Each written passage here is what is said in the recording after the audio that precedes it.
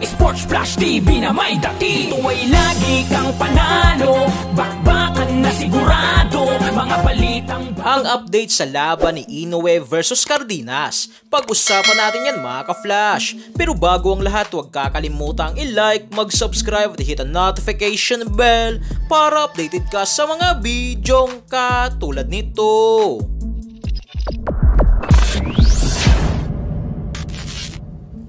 So makalipas nga po mga ka-flash ang 4 na taon na huling laban ni pound for pound rank number 3 sa buong mundo at kasalukuyang undisputed super bantamweight world champion na Naoya the Monster Inoue ay muli na nga po itong magbabalik na lumaban sa bansang Amerika na dito nga po sa magiging laban ni Naoya Inoue sa May 4 versus Ramon Cardenas at ang venue ng bakbakan ay sa T-Mobile Arena sa Las Vegas, USA ay meron nga po itong kinakaharap na problema sa ngayon. Ayon nga po kasi sa report, ticket sales appear to be struggling with reports suggesting a lack of demand. Dagdag pa dito, reports indicate that ticket sales for the fight are dead or lifeless. So ang ibig sabihin lang po nito mga ka-flash ay wala nga pong bumibili ng mga tiket o walang pakialam ang mga Amerikano. Kaya dahil dito ay mukhang mapipilitan pa dito ang mga organizer sa laban na ito na ibagsak presyo na lang ang mga tiket upang maibenta.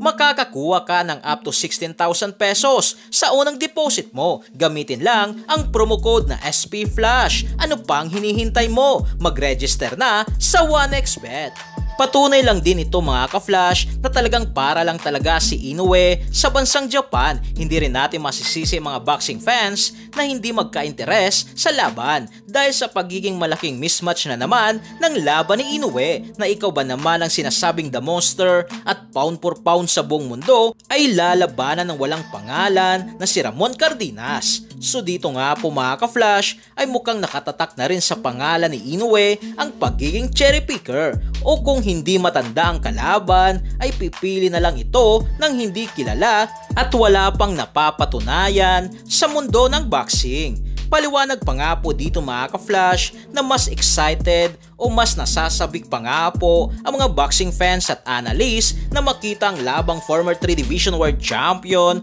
angas ng Pinas General Cuadro Alas Casimero versus Naoya the Monster Inoue. Pero sinabi naman dito sa reports na marami pa rin ang naniniwala na iba pa rin ang level ni Inoue kesa kay Casimero na kung magkaharap man ang dalawa ay si Inoue pa rin ang mananalo sa bakbakan. So yan lang para sa ating balitang boxing. Ano ba masasabi nyo tungkol dito? Para sa inyong komento at reaksyon ay komento nyo sa baba. Hanggang sa muli, ito ang The Sports Flash TV.